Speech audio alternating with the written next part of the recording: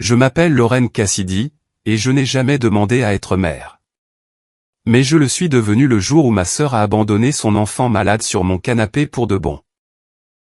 Des années plus tard, lorsqu'elle a tenté de revenir dans sa vie pour s'en attribuer la gloire, j'ai tendu au garçon les clés de sa nouvelle voiture et j'ai dit, donne-les à la femme qui t'a élevé. Il est passé devant elle sans un regard, et elle s'est effondrée là, sur le perron. Dites-moi d'où vous regardez cette vidéo dans les commentaires ci-dessous. Avez-vous déjà dû ramasser les pots cassés de quelqu'un d'autre pour ensuite vous entendre dire que vous n'aviez pas votre place dans l'histoire? Maintenant, laissez-moi vous ramener là où tout a commencé. C'était un mercredi. Un gris typique de Seattle, un froid glacial et une humidité qui vous imprègnent le moral de part en part. J'étais juste en train de réchauffer un reste de soupe quand l'interphone a de nouveau sonné. Je ne tressaillais même plus, je savais que c'était elle. Je lui ai ouvert sans un mot. Quelques instants plus tard, la porte de l'appartement s'est ouverte avec fracas et elle était là, Vanessa, ma sœur cadette. Elle tenait en équilibre un sac à main trop petit pour contenir quoi que ce soit d'utile et traînait derrière elle une valise à roulettes qui n'était même pas fermée. Perché dessus, les bras ballants, se trouvait Danny, son fils de 10 ans, mon neveu. Ses lèvres étaient déjà pâles. « Tu es en avance ?» ai-je marmonné en jetant un œil à l'horloge. « Je t'avais dit que j'avais une réunion par téléphone jusqu'à 19h. »« J'ai rendez-vous avec quelqu'un » a-t-elle dit en passant devant moi, déjà à mi-chemin du canapé. « C'est juste pour ce soir. » J'ai éteint la cuisinière. « Tu as dit ça lundi, et dimanche, et jeudi dernier. » Elle n'a même pas scié. « Il a ses médicaments, le nébuliseur est dans la valise. » Tu sais quoi faire. Danny n'a rien dit. Il s'est simplement traîné vers le canapé comme un fantôme et s'est recroquevillé, respirant avec un sifflement léger. Ce son m'a transpercé le cœur. Vanessa, non. Pas cette fois, ai-je dit, me plantant entre elle et la porte. Tu ne peux pas continuer comme ça. Il est malade. Tu ne peux pas simplement. Elle a levé les yeux au ciel et a affiché ce sourire pincé, celui qu'elle portait toujours quand je lui rappelais les réalités de la vie. J'ai besoin d'une pause. Je gère ça toute seule depuis des années, Lorraine. Tu ne pourrais pas comprendre. Oh, tu parles des pauses entre Cancun, Miami et ce prétendu séjour de yoga que tu fais passer pour de la croissance spirituelle? Son regard a croisé le mien, vif et défensif. Je suis sérieuse, ai-je continué, plus fort maintenant, la voix écorchée. Tu n'agis pas comme une mère. Tu ne fais que fuir. Elle a ricané et a attrapé ses clés. Peu importe. Tu as toujours été jalouse. Tu n'as pas d'enfant, alors maintenant tu peux jouer à la maman. Profitant. Puis elle a claqué la porte derrière elle. Le silence a envahi la pièce, interrompu seulement par le léger bourdonnement du nébuliseur et la respiration râpeuse de Danny. Je me suis approché et je me suis accroupi près de lui.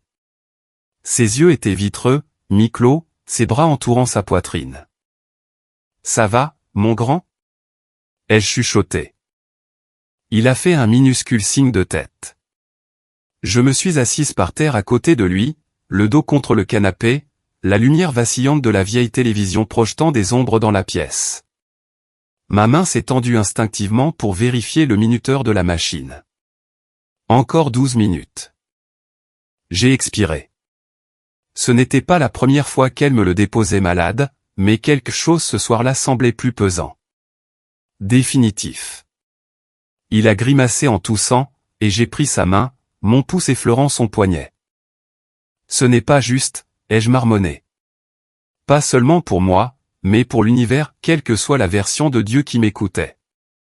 Ça ne devrait pas être comme ça, car aucun enfant ne devrait regarder sa mère franchir la porte sans un regard en arrière. Et aucune femme ne devrait se retrouver à ramasser les morceaux comme s'ils étaient les siens au départ. Mais je n'avais pas le temps de m'effondrer. La machine a bipé. La poitrine de Danny continuait de se soulever et de s'abaisser comme une marée que je devais maintenir stable. Alors je suis resté assise à côté de lui, la soupe intacte, le cœur déjà en train de réécrire son destin. Demain, je l'appellerai à nouveau. Demain, j'essaierai de lui faire comprendre. Mais ce soir, j'étais la seule à rester. Le lendemain soir, nous étions de nouveau seuls tous les deux. Les lumières de l'appartement grésillaient faiblement au-dessus de nous alors que je m'activais dans la cuisine exiguë, posant 2 assiettes ébréchées de croque-monsieur et de soupe à la tomate. Un classique réconfortant, la seule chose que je pouvais cuisiner sans brûler. L'odeur remplissait l'espace, chaude et nostalgique, mais Danny picorait simplement les croûtes comme s'il s'agissait d'un devoir obligatoire. Il était encore pâle. Ses boucles sombres collaient à son front en mèches humides. Sa petite poitrine ne sifflait plus autant, mais les cernes sous ses yeux n'avaient pas bougé. « Tu n'es pas obligé de tout finir », ai-je dit doucement, en tirant la chaise en face de lui. « Essaie juste un peu. » Il a hoché la tête sans lever les yeux. Le silence s'est étiré si longtemps que le tic-tac de l'horloge murale au-dessus du frigo est devenu un métronome, comblant chaque espace que sa mère aurait dû occuper. Je l'ai observé, vraiment observé. Il ne s'agitait pas et ne se plaignait pas comme la plupart des enfants de 10 ans. Il ne vérifiait pas de téléphone et ne demandait pas à allumer la télé. Il restait juste là, comme un enfant qui s'était habitué à être invisible. Alors, j'ai posé la question qui me pesait sur le cœur depuis la veille. Est-ce qu'elle te manque? Danny n'a pas réagi au début. Puis, ses épaules se sont soulevées dans un léger haussement. Elle ne me parle pas vraiment, sauf quand elle est en colère. Je ne savais pas à quoi je m'attendais, oui, peut-être, ou une petite confession larmoyante sur combien il l'aimait. Mais ce murmure calme et factuel m'a blessé plus profondément que n'importe quoi d'autre. Il a tendu la main vers sa cuillère mais a manqué le manche, ses doigts tremblants. J'ai tendu la main instinctivement et j'ai couvert sa petite main avec la mienne.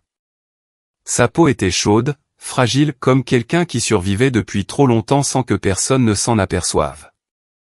Tu sais que ce n'est pas de ta faute, n'est-ce pas? Ai-je dit, la voix brisée. Rien de tout ça ne l'est. Il n'a pas répondu. Il a juste fixé le bol comme si les mots ne pouvaient pas l'atteindre, comme s'il ne savait pas quoi faire de cette gentillesse. J'ai serré sa main doucement.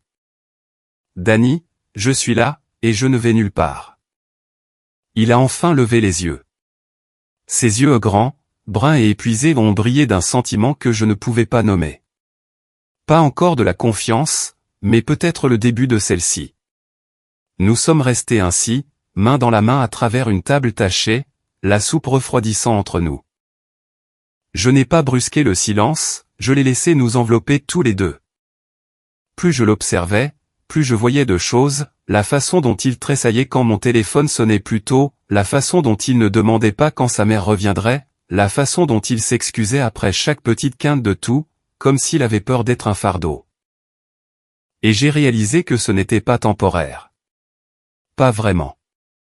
Elle reviendrait peut-être pour une nuit ou une semaine, sourirait peut-être et ferait semblant de s'en soucier si l'envie lui prenait, mais elle ne resterait pas. Elle était déjà partie de toutes les manières qui comptent.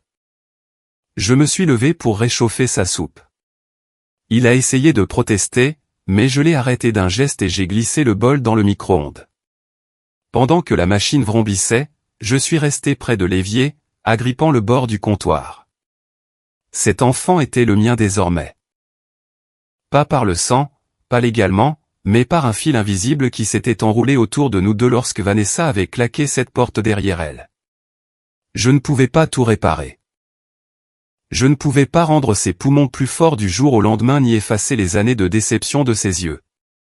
Mais je pouvais être là chaque jour. Je pouvais être la personne qui reste. Le micro-ondes a bipé. J'ai rapporté le bol chaud et je me suis rassaise. Danny m'a regardé, confus. Je pensais que tu ne voulais pas que je gaspille. J'ai souri en poussant le bol vers lui. J'ai dit, essaie, pas, abandonne. Il a replongé sa cuillère, plus lentement cette fois, et je suis resté là à le regarder manger, sentant quelque chose s'apaiser en moi. Ni de la rage, ni du désespoir, juste de la résolution, cette sorte de fermeté calme qui ne hurle pas, mais qui change tout malgré tout. Ce garçon aurait un foyer. Il aurait la paix. Il ne se demanderait plus jamais si quelqu'un allait s'occuper de lui ou le laisser tomber selon son humeur. Il ne se sentirait plus jamais invisible dans une maison pleine de gens. Il était à moi désormais. Il était un peu plus de minuit quand le doux ronronnement du nébuliseur s'est enfin arrêté. Danny s'était endormi des heures plus tôt, recroquevillé dans un nid d'oreiller sur le canapé-lit du salon, son ours en peluche serré contre lui. Le pauvre animal avait connu des jours meilleurs, son oreille gauche ne tenait presque plus, et quelqu'un avait recousu son ventre avec un fil bleu qui ne correspondait pas, mais il ne le quittait jamais. Je me tenais pieds nus dans la cuisine, fixant mon téléphone comme s'il allait se comporter différemment cette fois, que peut-être cette fois elle répondrait, que peut-être cette fois elle serait sobre, présente, maternelle. J'ai pris une inspiration et j'ai lancé l'appel. La sonnerie semblait interminable, résonnant contre le ronronnement du frigo et le tic-tac de l'horloge. Puis enfin, un petit rire. De la musique en fond sonore. Des vagues. Allô ? La voix de Vanessa a filtré, suave et glissante comme une publicité de crème solaire après quelques verres. Vanessa, où es-tu ? Ai-je lancé, incapable de masquer mon exaspération. Oh, tu as appelé, a-t-elle chanté. Je disais justement à Eric que ma sœur devait encore faire sa dramatique. Vanessa, viens chercher ton fils. Il est malade et je ne peux plus gérer ça toute seule. Tu ne peux pas simplement le déposer comme un colis et disparaître pendant des jours. Elle a ri. Elle a ri à un petit rire aigu et insouciant qui n'avait pas sa place dans cette conversation. Je suis à Tulum, ma belle, a-t-elle dit, comme si je devais être jalouse. C'est magnifique. La lune ici ? Incroyable. Eric nous a réservé cet endroit avec une piscine privée. Tu devrais essayer de sortir un peu. Tu es tellement coincé. Ma bouche est devenue sèche. Tulum ? Tu as quitté le pays ? Elle a soupiré comme si je l'épuisais. Ne sois pas si dramatique. Il est avec toi. Il va bien. Tu es toujours si doué avec lui. Franchement, Lorraine, admets-le, tu adores jouer à la dinette. J'ai agrippé le bord de l'évier, les phalanges blanches. Tu es sa mère. Non, chérie, a-t-elle dit, sa voix devenant soudainement basse et sensuelle comme si elle faisait une sorte de blague tordue. C'est toi, maintenant. Puis la ligne a coupé. Juste comme ça. J'ai fixé le téléphone, ces mots résonnant dans mon crâne, c'est toi, maintenant. Un rire est monté dans ma gorge, amer et involontaire. Il s'est arrêté à mi-chemin et s'est transformé en sanglots avant que je ne puisse l'arrêter.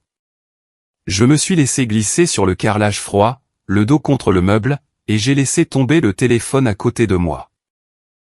Je ne sais pas combien de temps je suis resté là. Des minutes, peut-être. Assez longtemps pour que la maison se stabilise autour de moi, pour que le frigo se remette en marche, pour que le silence pèse de tous côtés. Ma poitrine me faisait mal d'avoir tout gardé en moi trop longtemps. J'ai pressé la paume de mes mains sur mes yeux comme pour forcer les larmes à refluer, mais c'était inutile. J'ai pleuré silencieusement, désespérément pour Danny, pour moi-même, pour la version de ma sœur en laquelle j'avais cru, pour le genre de famille que j'avais imaginé que nous pourrions être. J'ai pleuré parce que j'étais fatigué et effrayé, parce que je ne savais pas quoi faire ensuite, et parce que, quelque part au fond de moi, je savais déjà que ce n'était plus temporaire. Vanessa ne reviendrait pas, pas d'une manière qui compte. J'ai pensé aux petites épaules de Danny courbées sur sa soupe. Sa voix calme, elle ne me parle pas vraiment, sauf quand elle est en colère. C'était un enfant de 10 ans, et la seule personne sur laquelle il aurait dû pouvoir compter venait de le confier comme un bagage égaré pour aller siroter des cocktails dans un autre pays. Ce n'était pas un service. Ce n'était pas du babysitting. C'était un abandon. Et maintenant, j'étais tout ce qu'il avait. J'ai ramené mes genoux contre ma poitrine et j'ai laissé tomber ma tête en avant, le sol froid contre mes bras. Le pire dans tout ça ? Je ne pouvais même plus être en colère contre elle, car cela aurait signifié attendre quelque chose d'elle. Et j'avais enfin cessé d'attendre quoi que ce soit de Vanessa. J'ai pleuré jusqu'à ce que mes larmes se tarissent et que la lourdeur dans ma poitrine cède la place à quelque chose de plus froid, de plus tranchant, de plus calme. De la résolution, peut-être. Parce que je ne pouvais pas m'effondrer pas quand il y avait un petit garçon endormi dans la pièce d'à côté qui avait encore besoin de quelqu'un le matin pour réchauffer sa soupe, vérifier ses médicaments, lui demander comment s'était passée sa journée et s'intéresser vraiment à la réponse. Je me suis levé lentement, essuyant mon visage avec le bord de ma manche. Ce n'était pas la vie que j'avais prévue, mais c'était celle qu'on m'avait donnée, et je serais damné si je le laissais tomber maintenant.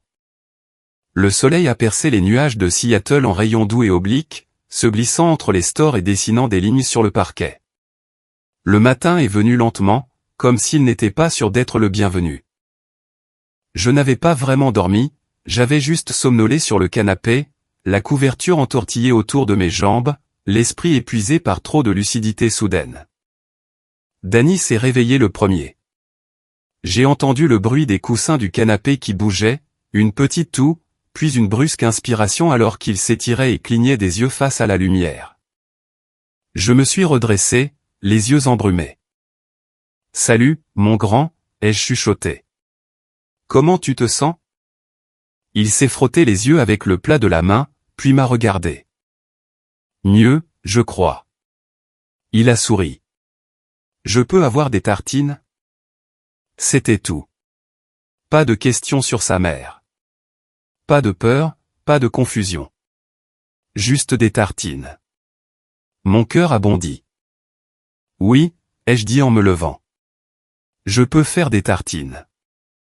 Dans la cuisine, j'ai cassé quelques œufs dans un bol, la coquille de l'un d'eux s'est mal brisée, envoyant des morceaux dentelés dans le jaune. J'ai juré entre mes dents et je les ai repêchés avec une cuillère. Danny est arrivé à pas de loup et s'est hissé sur l'un des tabourets de bar au comptoir, les cheveux en bataille, les joues roses de sommeil. « Tu as l'air fatigué », a-t-il dit. « Et toi, tu as l'air d'un porc-épic sauvage », ai-je répliqué doucement. Il a souri, puis a reniflé l'air de façon spectaculaire.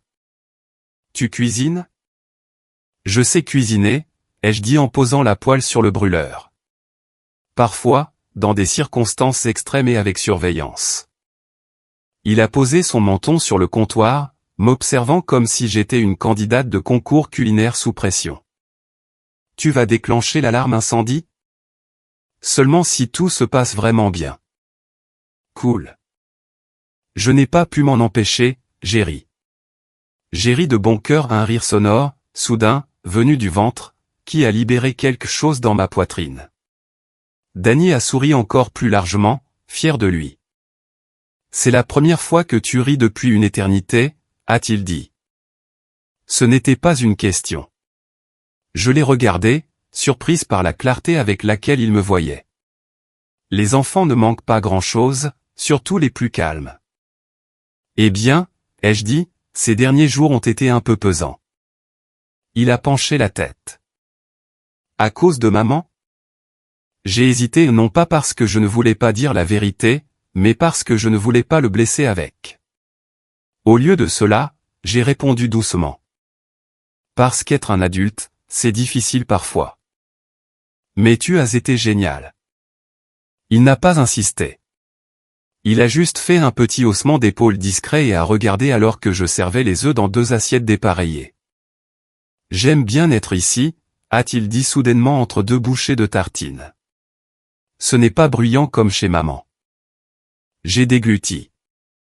Tu peux rester aussi longtemps que tu le voudras, Danny. Il m'a de nouveau regardé, le sourcil froncé. Vraiment ? Oui, vraiment. Quelque chose a basculé à ce moment-là. Pas une déclaration, pas un contrat, juste une lueur de confiance. Un minuscule fil se tissant entre nous, discret mais solide. Tes œufs ont un goût de tristesse, a-t-il dit soudain, le visage très sérieux. Je l'ai fixé, puis j'ai éclaté de rire à nouveau. Ils ne sont pas si mauvais. Ai-je protesté. Il a repris une bouchée et a mâché pensivement. C'est comme la version culinaire d'un lundi matin. D'accord, Gordon Ramsay, La prochaine fois tu feras les tiens tout seul. Nous avons mangé au comptoir alors que la lumière du soleil filtrait, éclairant les fissures des murs et la poussière sur les étagères, mais rendant inexplicablement tout plus chaleureux, plus vivant, comme si cet endroit pouvait devenir un foyer, et pas seulement un refuge temporaire. Après le petit déjeuner, Danny a sorti son carnet de dessin, un objet que j'ignorais même qu'il avait apporté.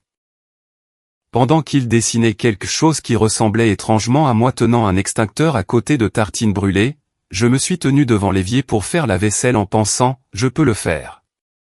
Pas seulement pour survivre, mais pour de vrai. Pas parce que Vanessa avait fui, pas parce que je n'avais pas le choix, mais parce que j'en avais envie. J'ai tourné la tête pour regarder à nouveau Danny. Son visage était calme, concentré, en sécurité. Je me suis appuyé sur le comptoir et j'ai chuchoté pour moi-même, on va s'en sortir. Les tartines n'avaient pas brûlé. Les œufs ne l'avaient pas tué, et je ne m'étais pas effondré. Le soleil continuait de briller à travers les stores. Et pour la première fois depuis des semaines, je n'avais pas l'impression que le ciel allait nous tomber sur la tête. Je pensais être occupé avant, quand ma vie n'était faite que d'appels clients, de délais et de débogage de code jusqu'à ce que mes yeux se croisent. Mais ça, ce chaos calme et minutieux d'élever un enfant qui n'est pas le vôtre, mais qui a besoin de vous comme de l'air, c'était une toute autre forme de plénitude. Les journées commençaient tôt désormais. Je me levais avant l'aube pour caser quelques heures de travail en freelance, principalement des contrats de développement back-end pour d'anciens contacts et quelques nettoyages UX pour de petites entreprises locales qui tentaient de garder la tête hors de l'eau. Après cela, je préparais le déjeuner de Danny, vérifiais son inhalateur et l'accompagnais à l'école, même s'il jurait qu'il pouvait gérer les 5 pâtés de maison tout seul. « Fais-moi plaisir », disais-je. « Je ne suis pas envers », grommelait-il en fermant son sac à dos. « Je sais », répondais-je, « mais j'aime quand même te voir franchir les portes d'entrée. » Il levait les yeux au ciel, mais il me lançait toujours un sourire en coin avant de partir. Ensuite, je me précipitais vers mon deuxième travail, généralement dans une librairie à Capitol Hill qui me payait plus en café gratuit et en muffins invendus qu'en salaire réel. Je travaillais aussi les week-ends, faisant de l'assistance technique à distance l'après-midi, pendant que Danny jouait tranquillement dans un coin avec de vieux Legos ou se perdait dans un livre. L'argent était rare, plus rare que je ne voulais l'admettre à haute voix. Il y avait des jours où je sautais des repas pour faire durer les courses, et des nuits où je restais éveillé à calculer combien de semaines il me restait avant de devoir renouveler l'ordonnance de Danny. Mais d'une manière ou d'une autre, on s'en sortait. On est devenu une équipe.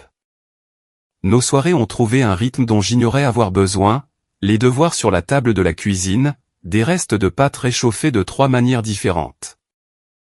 Et le son doux du rire de Danny quand j'essayais de prononcer des mots dans les livres de fantaisie qu'il lisait à haute voix avant de dormir. Une nuit, alors que la pluie tapotait contre la fenêtre et que notre petit appartement baignait dans cette lumière ambrée et chaleureuse qu'on n'obtient qu'avec une seule vieille lampe, j'étais assise en face de lui pendant qu'il se penchait sur une fiche de maths. J'étais à moitié distraite, triant des notes de projet sur mon ordinateur, quand quelque chose m'a fait marquer une pause. Il ne se contentait pas de remplir des cases, il résolvait des problèmes avec 2 ou 3 ans d'avance sur son niveau scolaire. Je me suis penché, clignant des yeux. « Attends, comment tu as fait celui-là » Danny a haussé les épaules comme si de rien n'était. J'ai vu une vidéo sur les facteurs premiers, et je me suis souvenu de ce que tu as dit sur les structures logiques. Il a brandi sa feuille, les yeux brillants. Regarde, si tu factorises ça et que tu divises par 3, ça revient au même que de réduire les deux côtés. J'ai fixé le papier, puis lui. Tu es une sorte de génie, mon grand. Ses joues sont devenues rouge vif. C'est seulement parce que tu m'aides. Non, sérieusement. Ai-je dit en m'adossant, souriante. Tu es d'une intelligence presque agaçante. Le genre d'intelligence qui fait sauter une classe. Est-ce que ce ne serait pas bizarre ? A-t-il demandé doucement. Tout le monde me regarderait. Oui, ai-je dit. Il te regarderait et se dirait, waouh, ce gamin est incroyable. Il a souri en regardant sa feuille, son crayon tapotant doucement le bord de la page. Maman disait toujours que j'étais trop. Les mots étaient calmes, presque anodins. J'ai avalé la boule qui s'était formée dans ma gorge. Elle avait tort, ai-je dit. Tu n'es pas trop. Tu es simplement plus que ce qu'elle était capable de gérer. Il a levé les yeux. Est-ce que tu trouves que je suis trop, Lorraine? Je me suis penché en avant, la voix ferme. Je pense que tu es exactement qui tu es censé être, et j'ai de la chance d'être là pour le voir. Le silence qui a suivi n'était pas pesant, il était chaleureux. Il s'est remis à griffonner des réponses en fredonnant un peu.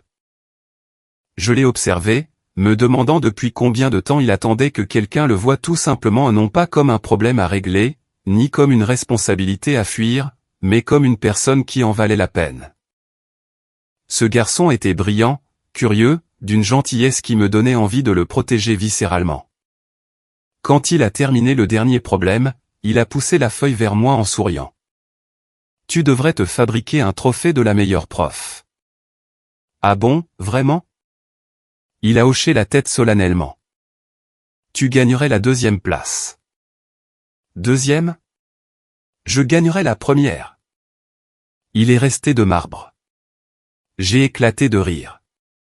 En débarrassant la table et en rinçant nos tasses de chocolat tiède, j'ai aperçu mon reflet dans la fenêtre de la cuisine fatigué, pas coiffé, portant un sweat que je n'avais pas lavé depuis des jours.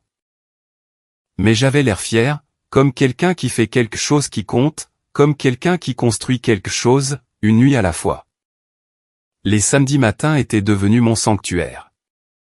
Pas de précipitation, pas de trajet pour l'école, pas d'appel client avant le café, juste de l'immobilité, de celle qui vibre doucement et paisiblement dans les os d'un corps fatigué. J'étais emmitouflé comme un burrito dans ma couette, le ciel dehors encore plus gris que bleu, quand une odeur étrange m'a tiré du sommeil. Pas une mauvaise odeur, juste inattendue. Quelque chose de chaud, de sucré, comme de la vanille et quelque chose de légèrement brûlé. Mes yeux se sont ouverts brusquement. Je me suis redressé dans mon lit, à l'écoute. C'était là encore des cliquetis dans la cuisine, un tiroir qui claque, le bruit caractéristique de quelque chose qui siffle dans une poêle chaude. Je me suis précipité hors du lit, le cœur déjà battant. Danny? Pas de réponse. Je me suis avancé dans le couloir en chaussettes, suivant la piste des odeurs qui se renforçaient à chaque pas, du beurre, du sirop, et indubitablement de la fumée. J'ai tourné au coin et je me suis figé sur le seuil.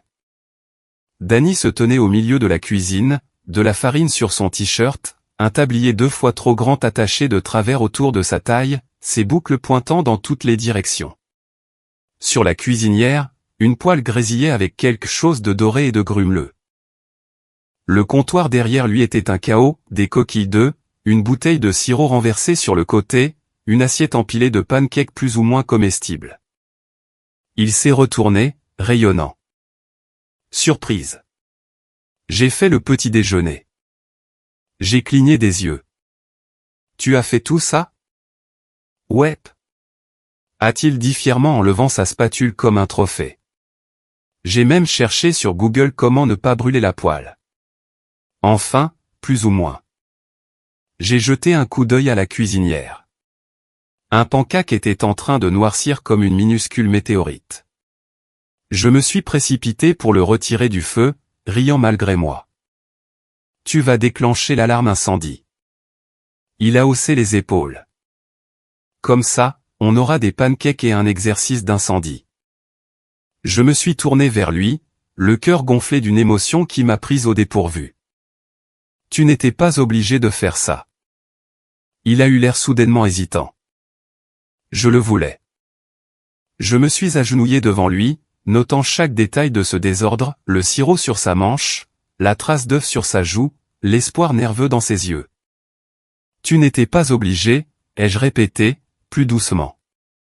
Mais tu viens de refaire ma journée.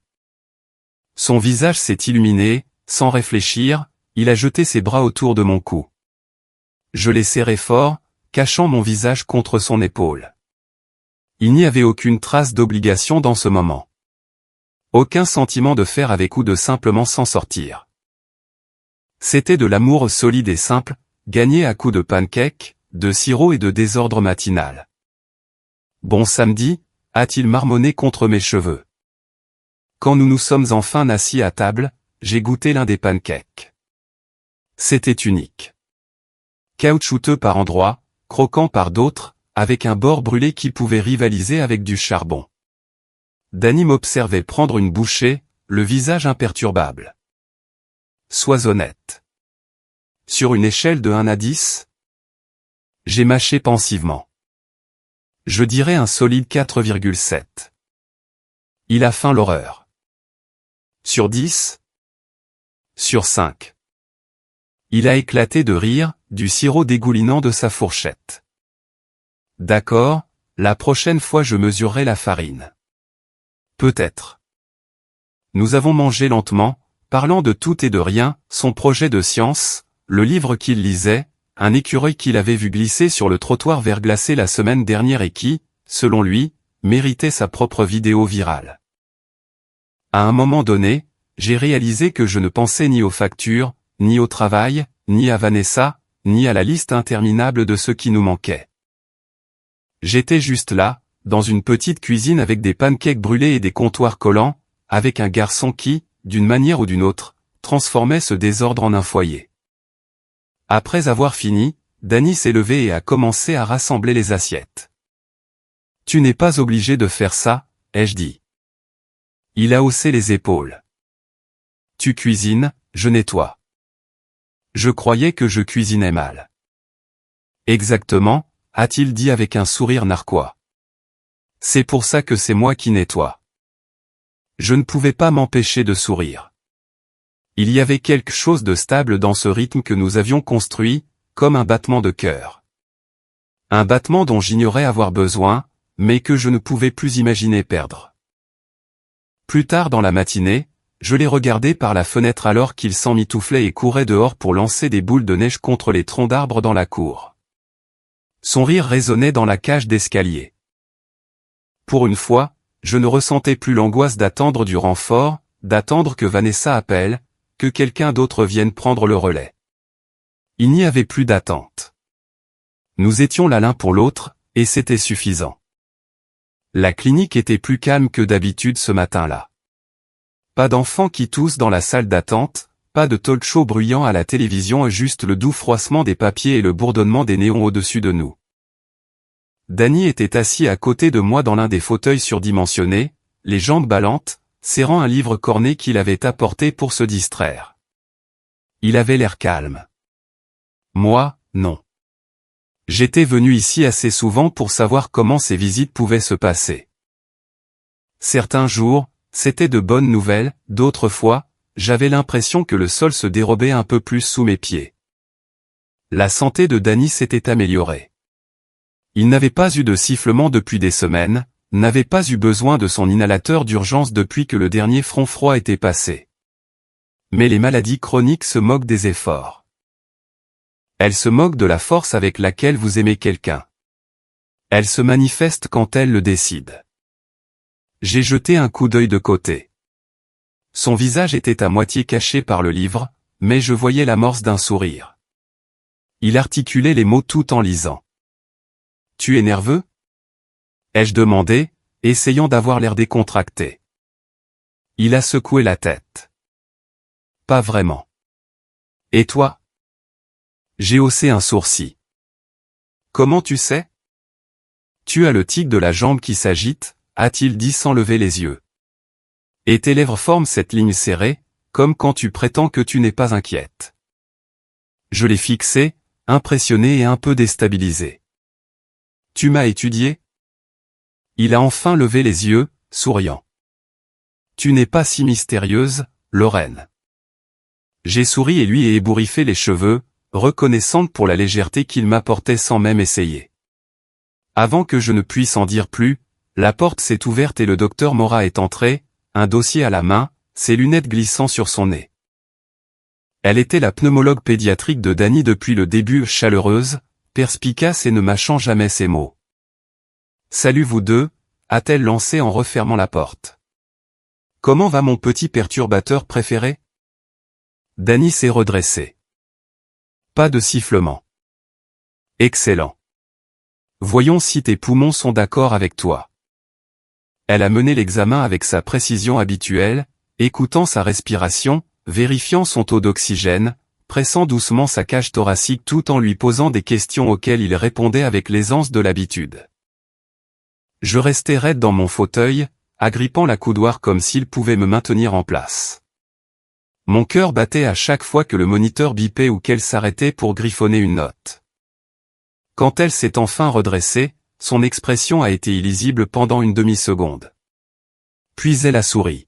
« Eh bien » a-t-elle dit en se tournant complètement vers moi. « Je vais être honnête.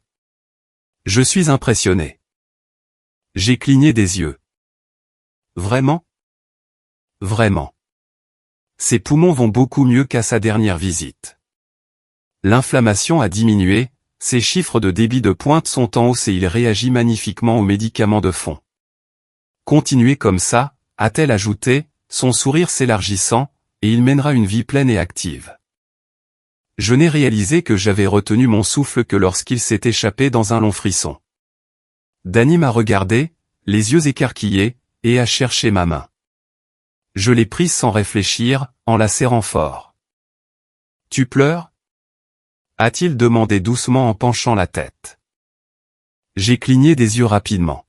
« Non, tu te fais des idées. » Le docteur Morat a ri doucement. « Ce sont de bonnes nouvelles, Lorraine. Ça veut dire que la régularité, les médicaments, la routine, la stabilité tout ça fonctionne. » Le mot stabilité a résonné en moi comme une cloche. Ça n'avait pas été facile les nuits de travail tardives, la chasse aux coupons de réduction, la panique sourde chaque fois que la pharmacie m'envoyait un message pour un renouvellement mais ça fonctionnait. Il allait bien. On va s'en sortir, ai-je chuchoté, surtout pour moi-même. Dany a rayonné. Je te l'avais dit.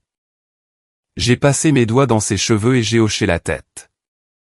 Oui, tu l'as fait.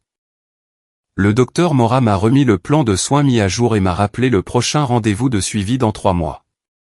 Je l'ai remercié, encore étourdi de soulagement, et j'ai aidé Dany à remettre sa veste. Sur le chemin du retour, il sautillait devant moi sur le trottoir, shootant dans des tas de feuilles sèches emportées dans le caniveau. L'air était vif et pur, portant une odeur de pain lointain. Je l'observais, ce garçon brillant et courageux que je n'avais pas mis au monde, mais qui m'appartenait pourtant totalement et j'ai senti quelque chose s'apaiser en moi. Ni peur, ni culpabilité. De l'espoir. On ne faisait plus que survivre. On vivait. Le jour où l'enveloppe de Stanford est arrivée, j'ai pleuré avant même de l'ouvrir. Dany se tenait à côté de moi sur le perron, tenant le paquet épais et glacé comme s'il risquait de disparaître. Ses mains tremblaient à pas de peur, pourtant. Il le savait déjà. Quelque part au fond de lui, il avait toujours su où il allait. J'ai ouvert l'enveloppe pour lui, parce qu'il me l'a demandé. Et quand j'ai lu les mots à haute voix, « Nous avons le plaisir de vous proposer votre admission », il a fermé les yeux et a expiré le genre de souffle qu'on retient pendant des années. Bourse complète, jusqu'au dernier centime. Je l'ai serré dans mes bras et je ne l'ai plus lâché.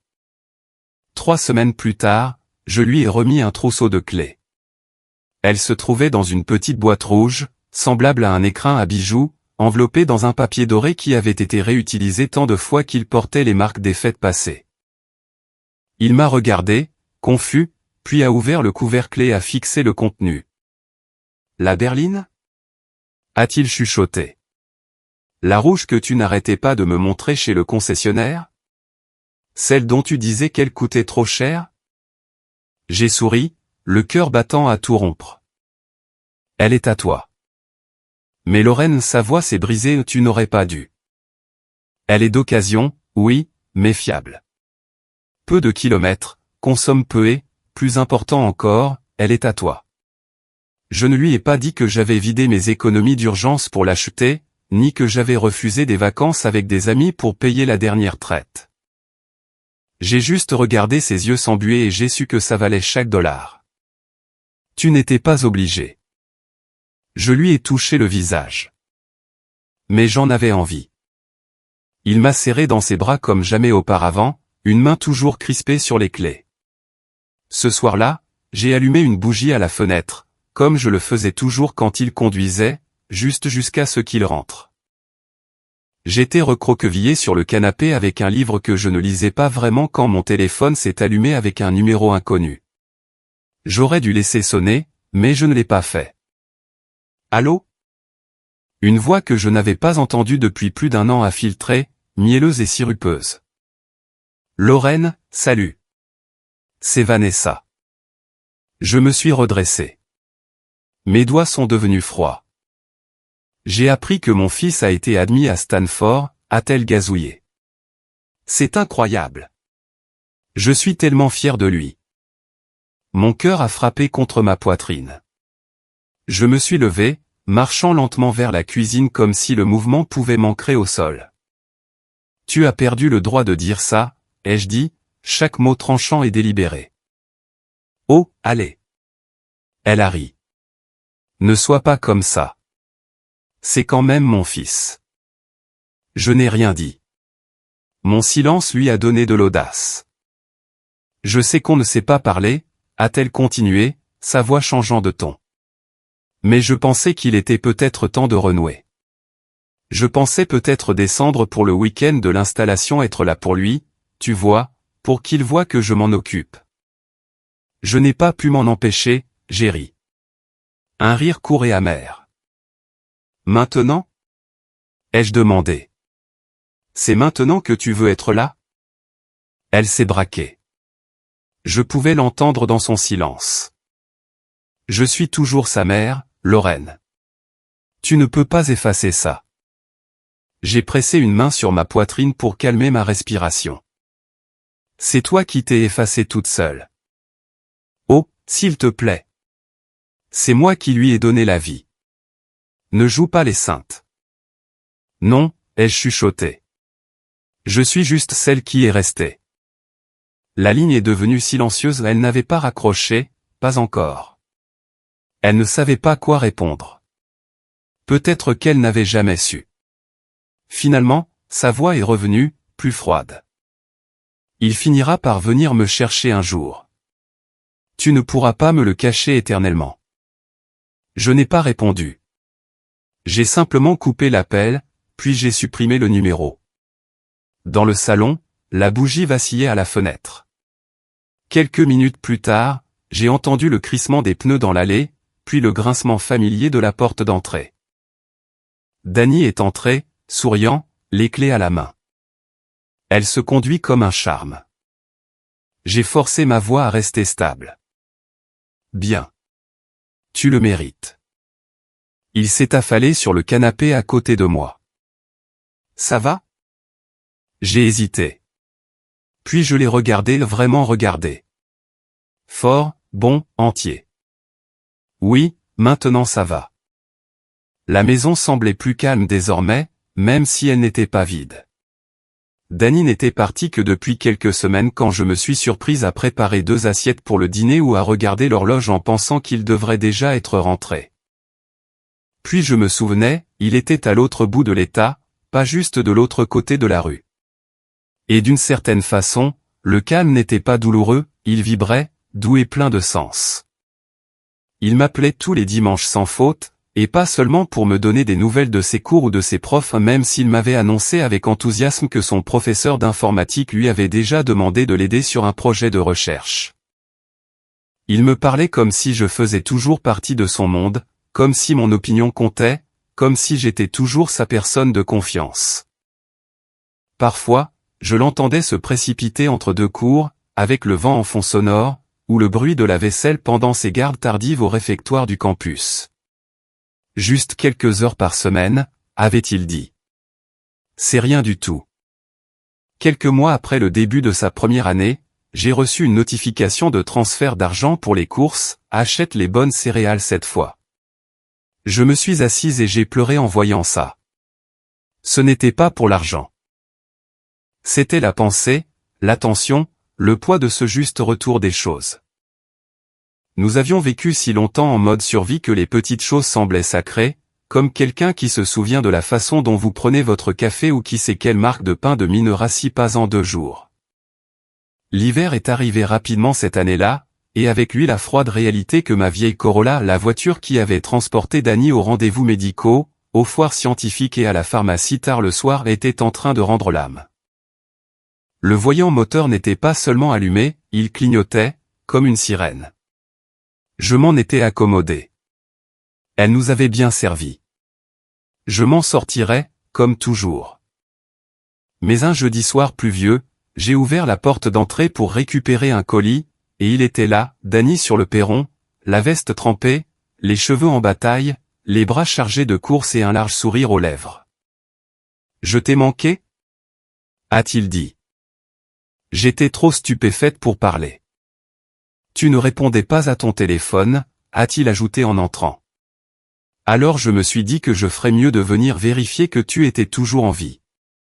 Il a posé les sacs sur le comptoir de la cuisine, du lait, des œufs, des cookies aux pépites de chocolat que j'aimais mais que je n'achetais jamais pour moi-même, puis s'est tourné vers moi, essuyant la pluie sur ses joues.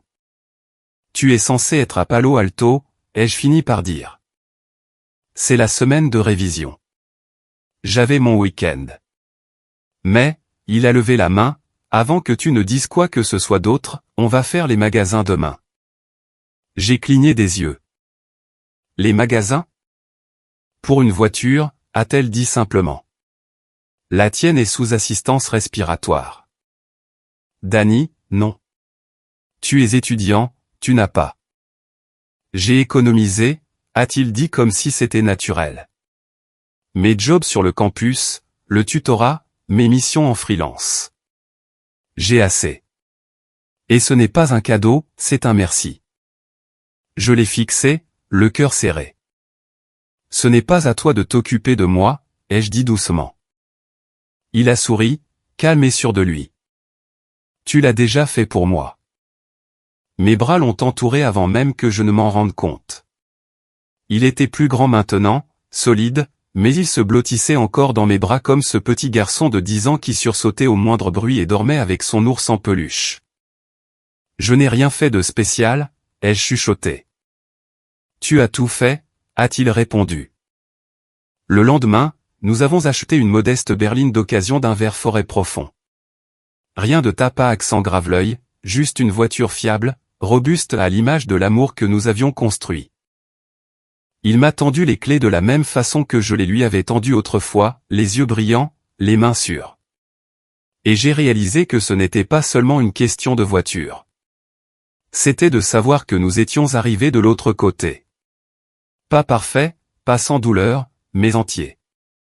C'était au milieu du mois de juillet et les fenêtres de l'appartement étaient grandes ouvertes pour laisser entrer la brise qui s'était enfin levée après une semaine caniculaire. J'étais pieds nus dans la cuisine, une trace de sauce tomate sur la joue, les maniques pendant à mes doigts. Les lasagnes gratinaient, la salade flétrissait un peu à force d'avoir été remuée, et j'avais réchauffé le pain à l'ail 3 fois juste pour m'occuper les mains, car Danny ramenait quelqu'un à la maison. Pas n'importe qui, elle, Nina, sa petite amie. Nous avions discuté par FaceTime 1 ou 2 fois, échangé des salutations polies pendant les appels, mais ce soir était différent. Ce n'était plus superficiel, on entrait dans le territoire de la rencontre avec la famille. Et d'une certaine manière, la famille, c'était moi. Il n'avait pas dit ces mots exactement, mais je les sentais dans chaque détail, la façon dont il avait nettoyé l'appartement de fond en comble, la façon dont il s'était assuré que je ne travaillais pas tard. La façon dont il était rentré 2 heures plus tôt juste au cas où les lasagnes auraient besoin de renfort. Elle est adorable, m'avait-il dit ce matin-là. Intelligente. Elle m'aide à garder les pieds sur terre. Et j'essayais de ne pas sentir mon cœur se serrer en constatant à quel point il avait l'air mûr en disant cela. Maintenant, alors que j'essuyais le comptoir pour la 4e fois, j'ai entendu les clés dans la serrure. Je me suis retourné. Mon cœur a littéralement bondi. Il est entré le premier, plus grand que jamais avec son assurance habituelle, et à ses côtés, une petite brune en robe d'été portant maladroitement un bouquet de tournesol. « Bonjour » a-t-elle dit joyeusement, s'avançant avant même qu'il ne puisse nous présenter. vous devez être Lorraine. J'avais tellement hâte de vous rencontrer. J'ai cligné des yeux, décontenancé par sa chaleur. Bonjour, Nina. Entre, je t'en prie. Dany m'a lancé un petit sourire fier derrière son dos. Elle m'a tendu les fleurs, les joues un peu rouges. Je ne savais pas quoi apporter, alors je me suis dit que c'était une valeur sûre. Ils sont parfaits, ai-je dit, essayant de ne pas pleurer pour un bouquet. Merci. Le dîner a été un peu gênant au début. J'en faisais trop, Dany me taquinait pour ça, et Nina riait nerveusement. Mais une fois que nous avons été tous assis et que les assiettes ont été pleines, l'atmosphère s'est détendue. Elle était facile à vivre, brillante, curieuse, sans prétention. Elle posait des questions, elle écoutait. Elle n'a pas scié quand Dany a raconté ses souvenirs d'enfance entre l'asthme et les fins de mois difficiles. Elle n'a pas détourné le regard quand j'ai mentionné que j'avais cumulé 3 emplois pour joindre les deux bouts. Elle comprenait tout simplement, et je l'ai appréciée pour ça. Au milieu du dessert, un tiramisu du commerce que Dany jurait être assez authentique, il a posé sa fourchette et s'est raclé la gorge. Je voulais que tu la rencontres ici, a-t-il dit, la voix posée, parce que cet endroit fait partie de qui je suis. Tout ce que j'ai fait, partout où je suis allé, ça a commencé ici. Nina l'a regardé, puis m'a regardé, en attente. Il s'est tourné vers elle et a ajouté. Je t'ai déjà dit que je n'avais pas eu l'enfance la plus facile. Je m'en souviens, a-t-elle dit doucement. Il a hoché la tête. Mais ce que je ne t'ai pas assez dit, c'est que j'ai eu quelqu'un. Quelqu'un qui a été là, qui faisait de la soupe quand j'étais malade, qui travaillait jusqu'à minuit et qui était quand même présente à chaque événement scolaire avec le sourire, qui n'a jamais baissé les bras. Mon souffle s'est coupé. Il m'a regardé alors, vraiment regardé. Je veux te présenter la personne qui m'a élevé. Le silence s'est fait dans la pièce. Nina a souri doucement, comme si ce n'était pas une surprise pour elle, comme si elle le savait déjà. Il me parle de vous tout le temps, a-t-elle dit. Vraiment, tout le temps. Je n'ai pas pu parler.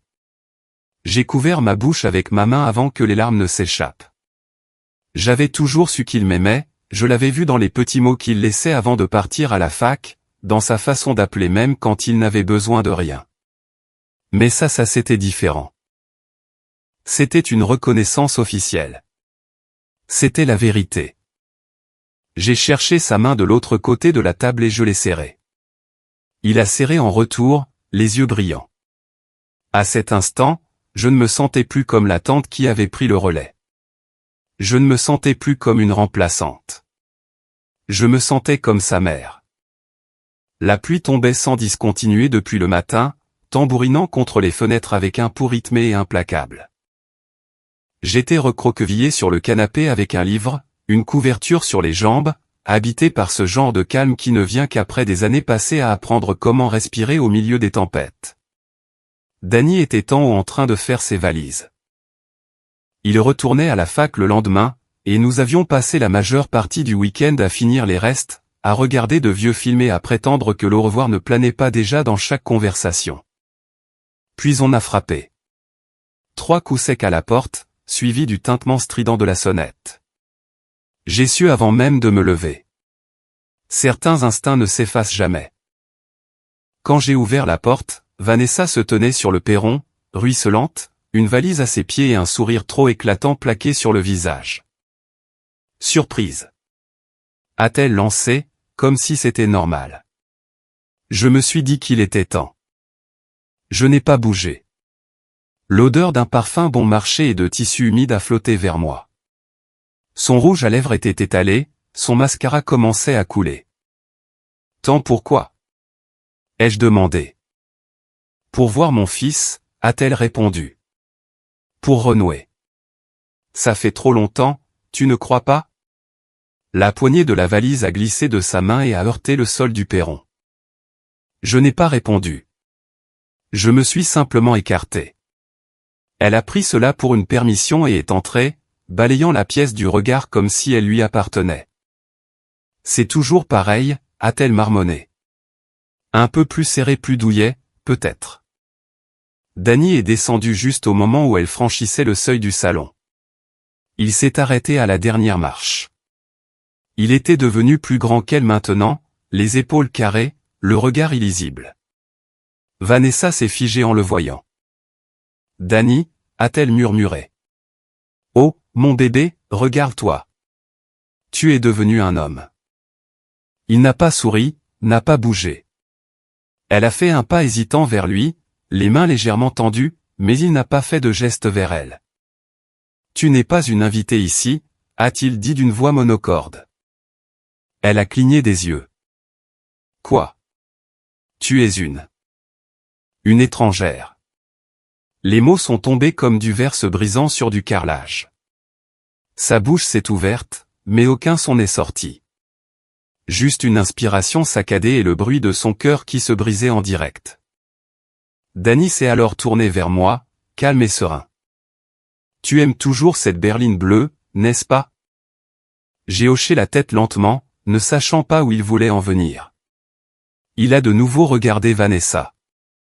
J'allais lui faire la surprise le week-end prochain. Je pensais reprendre sa voiture actuelle. Elle mérite ce qu'il y a de mieux. Vanessa a reculé d'un pas, son mascara coulant désormais pour de bon. Danny, s'il te plaît. J'ai fait des erreurs, je le sais, mais je suis quand même ta. Non, a-t-il interrompu, doucement mais fermement. Tu avais un choix. Tu l'as fait, et maintenant je fais le mien. Elle m'a regardé, les yeux égarés. Tu l'as empoisonné contre moi. Non, a dit Danny avant que je ne puisse parler. C'est elle qui m'a sauvé de toi. Le silence qui a suivi était pesant. Définitif. La lèvre de Vanessa a tremblé. Elle a attrapé sa valise et a reculé vers la porte. Je pensais que je pourrais arranger les choses, a-t-elle chuchoté. Danny n'a pas répondu. Elle s'est détournée, est ressortie sous la pluie et n'a pas regardé en arrière. Le lendemain matin, la pluie s'était arrêtée. La lumière du soleil filtrait sur le sol de la cuisine, accrochant la vapeur qui s'échappait de 2 tasses de thé dépareillées. Danny était assis à table dans son sweat à capuche, un genou ramené contre sa poitrine, faisant défiler des choses sur son téléphone comme n'importe quel jeune de 20 ans un matin de repos, comme si rien n'avait brisé l'air la veille. Et d'une certaine manière, rien ne l'avait brisé, parce qu'elle était partie. Vanessa n'avait pas appelé, n'avait pas envoyé de SMS, n'était pas restée sur le perron pour un dernier plaidoyer. Elle était partie sans un mot de plus, comme si le silence était sa dernière confession. Et d'une certaine façon, c'était suffisant. J'ai fait des œufs, ai-je dit en faisant glisser une assiette devant lui. Pas les œufs, version lundi, les bons. Il a levé les yeux et a souri. Tu ne les as pas brûlés. Ne commence pas. Il a ri et a commencé à manger. Il y avait un silence entre nous, mais pas de ceux qui pèsent. Pas de ceux qui attendent que le chagrin s'installe. Celui-ci était plus léger, familier. Le genre de silence qui remplit une pièce de paix parce qu'il n'y a pas besoin de parler pour se comprendre. Nous avions affronté le pire d'elle, et cela ne nous avait pas détruits. Après le petit déjeuner, je rinçais la vaisselle pendant qu'il parcourait le courrier. Cette normalité était presque surréelle. Elle réessayera, ai-je dit finalement, sans me retourner. Il est resté silencieux un moment. Ouais, peut-être. J'ai expiré. Je ne veux pas que tu portes ce poids. Je ne le porte pas, a-t-il dit en reposant les enveloppes. J'ai pensé ce que j'ai dit. Tu sais? J'ai fait mon choix. Je me suis tourné pour le regarder. Tu es sûr? Il a croisé mon regard avec une expression douce mais ferme. Lorraine, je suis à la maison ici. J'ai dégluti avec peine. Tu vas bien? Il m'a fait le même sourire en coin qu'il me faisait quand il avait 10 ans et qu'il ne voulait pas que je m'inquiète. Je vais bien, a-t-il dit. Et toi? J'ai marqué une pause, sentant la question résonner en moi. Cette version de ma vie, sans elle planant à la périphérie, semblait légère. Pas comme s'il manquait quelque chose, mais comme si quelque chose avait guéri. J'ai hoché la tête. Mieux que jamais. Cette nuit-là, nous avons regardé un film auquel ni l'un ni l'autre ne prêtait vraiment attention, échangeant des commentaires et de vieilles blagues. Quand il s'est assoupi sur le canapé, une jambe pendante sur le côté comme s'il vivait encore ici à plein temps, je ne l'ai pas réveillé. Au lieu de cela, je suis resté assise dans la lueur tamisée de l'écran, sirotant un thé froid et écoutant le son de sa respiration régulière, forte, vivante. Vanessa était devenue ce qu'elle avait toujours été destinée à être, un fantôme dans notre histoire. Et les fantômes ne peuvent pas hanter une maison remplie d'amour. La chapelle était petite, baignée de soleil et remplie de fleurs sauvages que Danny avait tenu à choisir lui-même. Il se tenait à l'avant, sa cravate un peu de travers comme toujours, mais sa posture était droite et assurée. À ses côtés, Nina rayonnait dans sa robe ivoire, sa main tendrement serrée dans la sienne. Et moi? Je me tenais près de l'autel, non pas comme une invitée, ni même comme une simple parente, mais comme la mère du marié. La robe bleu pâle que Nina m'avait aidé à choisir des semaines auparavant flottait légèrement sous la brise qui entrait par les portes latérales ouvertes. Mes mains tremblaient, mais mon cœur était calme.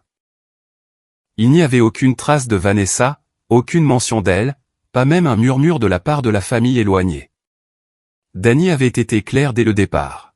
« C'est toi qui m'as élevé », avait-il dit simplement. « Cette journée est pour nous. » La cérémonie fut courte, magnifique. Il y eut des larmes, bien sûr. Des rires aussi, quand le porteur d'alliance, le neveu de 3 ans de Nina, a essayé de manger les fleurs. Mais par-dessus tout, il y avait de la joie. Une joie indéniable, débordante. Plus tard, lors de la réception, Danny s'est levé, un verre de champagne à la main, tapotant doucement dessus pour obtenir le silence. « Je ne serai pas long », a-t-il dit avec son sourire un peu timide. « Mais il y a une personne que je dois remercier. » Il s'est tourné vers moi, la voix ferme. « À la femme qui m'a donné un foyer, un avenir et un cœur. Maman, je t'aime. » La salle a éclaté en applaudissements. Mais tout ce que je pouvais faire, c'était sourire à travers mes larmes. Parce qu'à cet instant, j'ai compris cette vérité que j'avais mis des années à accepter, je n'avais jamais été un second choix. J'avais toujours été la seule qui comptait. C'était la fin de mon histoire. Le jour où je me suis tenu au mariage de mon fils et où j'ai réalisé que l'amour n'est pas une question de savoir qui vous a mis au monde, mais qui est resté quand c'était le plus difficile. Parfois, je repense encore à Vanessa apparaissant ce dimanche pluvieux avec sa valise, disant qu'elle voulait renouer. Essayait-elle vraiment de changer, ou était-il simplement trop tard pour réparer les dégâts? Et a-t-elle bien fait de revenir finalement, même si cela lui a tout coûté? Dites-moi dans les commentaires ce que vous en pensez. A-t-elle bien agi ou non? Et si ce voyage a signifié quelque chose pour vous, n'hésitez pas à aimer cette vidéo et à vous abonner, car des histoires comme la mienne me rappellent que nous ne sommes jamais seuls dans les choix qui façonnent nos vies.